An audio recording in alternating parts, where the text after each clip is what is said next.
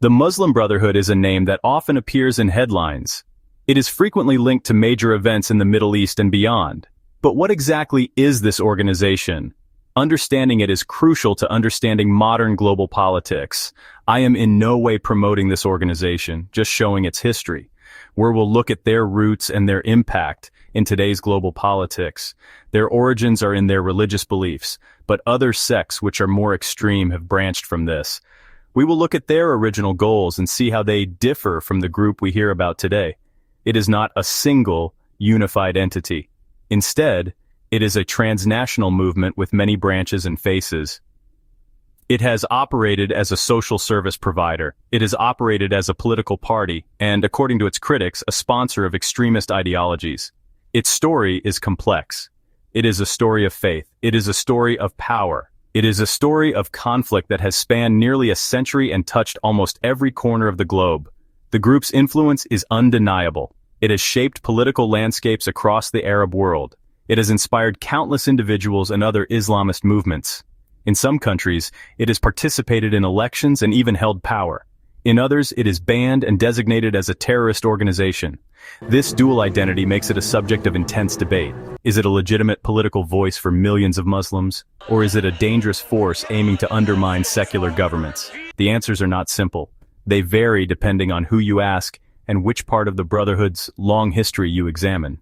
The organization's journey is filled with contradictions. To grasp the Muslim Brotherhood's significance, we have to look at its deep roots. It began as a small group in Egypt with a specific mission. Its founder wanted to revive Islamic values in a society he felt was losing its way. He saw Western colonial influence as a corrupting force. From these humble beginnings, the Brotherhood grew into a powerful international network. Its ideas resonated with many who felt disenfranchised by their own governments and by foreign powers. The group offered a vision of a better society. It was a society based on the principles of Islam, promising justice, morality, and self-reliance.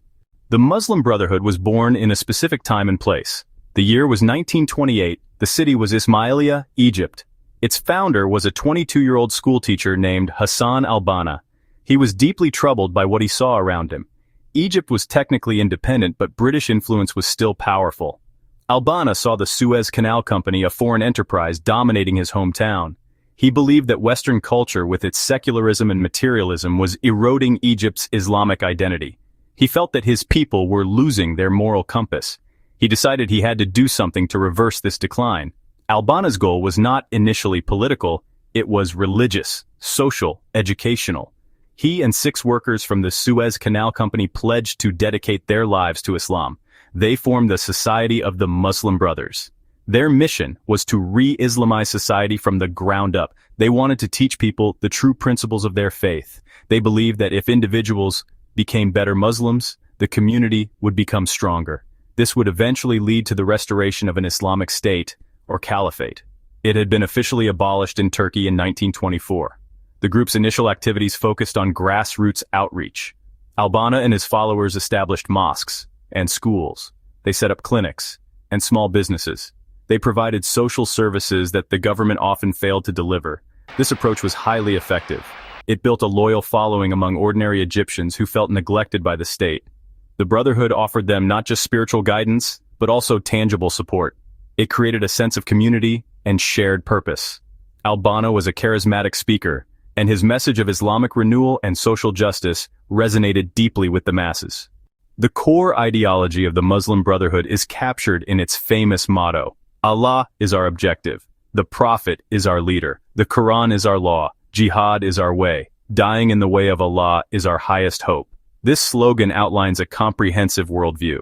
It places God at the center of everything. The principles of Islam, as laid out in the Quran, and the life of the Prophet should be the ultimate guide for society. The Brotherhood believes Islam is not just personal faith. It is a complete system for living. It provides a blueprint for politics, law, economics, social justice. A key concept is an Islamic order. Thinkers like Hassan al-Banna and Sayyid Qutb argued modern societies were detached from divine guidance. They rejected Western capitalism and Soviet communism as failed, man-made ideologies. They argued the only path to a just society was return to Islamic laws and values. That meant implementing Sharia as the law of the land. The ultimate goal: a state governed by these principles, part of a larger, unified Islamic nation. The term jihad in their motto is highly controversial.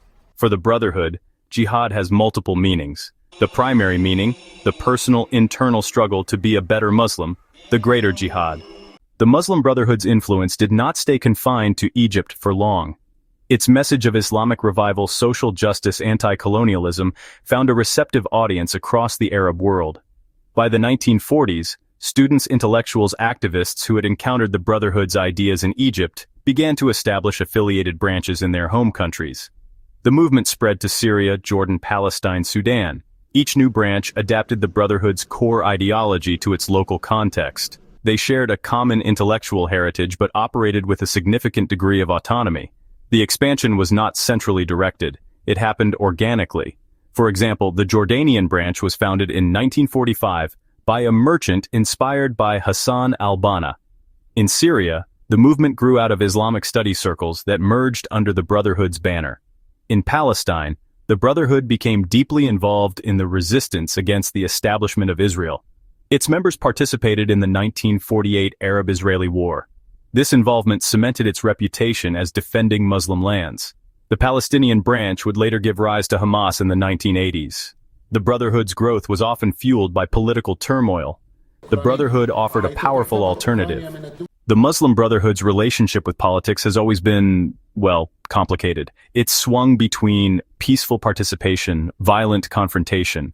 In its early years, the group focused on social work. Anti-British protest tension came to a head in the 1940s with the creation of a secret apparatus, a paramilitary wing formed to fight against British occupation, fight Zionist militias in Palestine. That wing carried out assassinations and bombings targeting political opponents. The government banned the Brotherhood. In 1948, Hassan al-Banna was assassinated. In 1949, after the 1952 revolution, the Brotherhood initially supported Gamal Abdel Nasser, the Free Officers. They thought the new regime would advance their Islamic agenda, but the alliance quickly soured. Nasser was a secular Arab nationalist. In 1954, after an alleged assassination attempt, Nasser launched a massive crackdown. Thousands were arrested, many were tortured, several leaders were executed. This repression pushed some toward radical ideas, most notably Sayyid Qutb.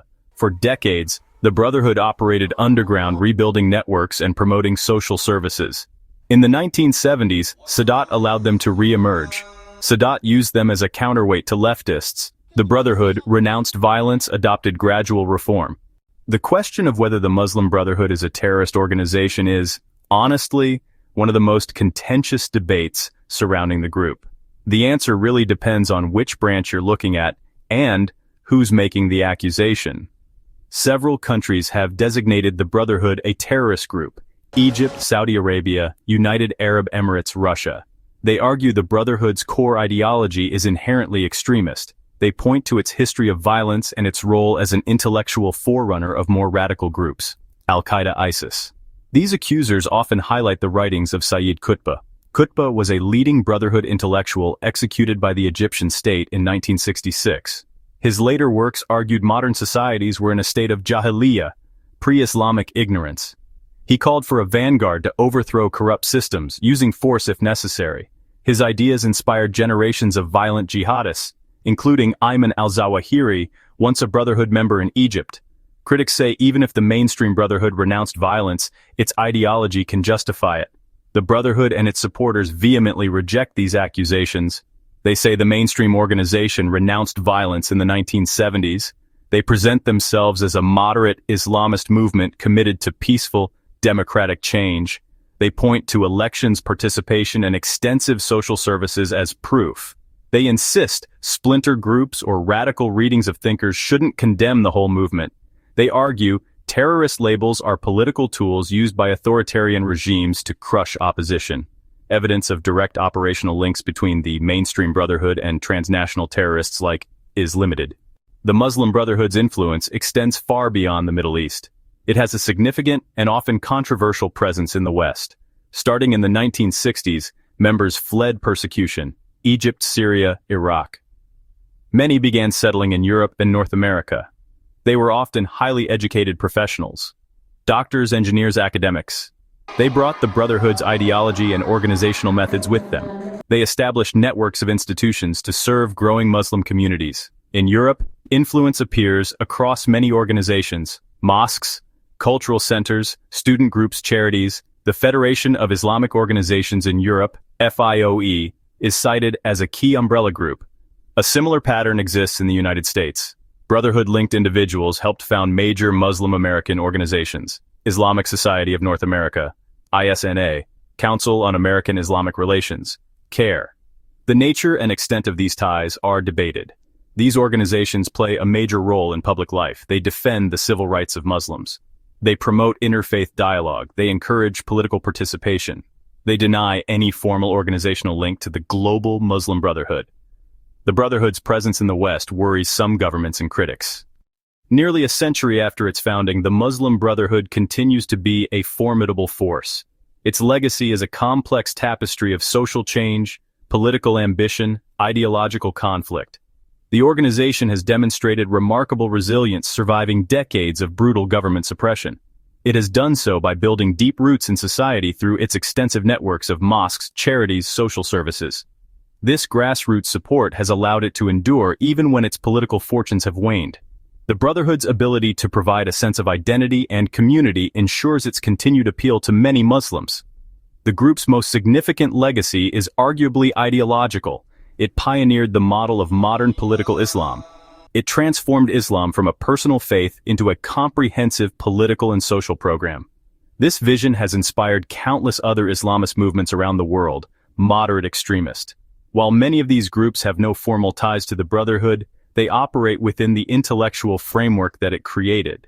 The Brotherhood effectively wrote the playbook for how to challenge secular states and Western influence through an organized, ideologically driven movement. While the movement started with honest intentions, offshoots from it have become very dangerous. I think that's an important distinction to make. I thank you for watching and for supporting my channel, and, as always, stay informed.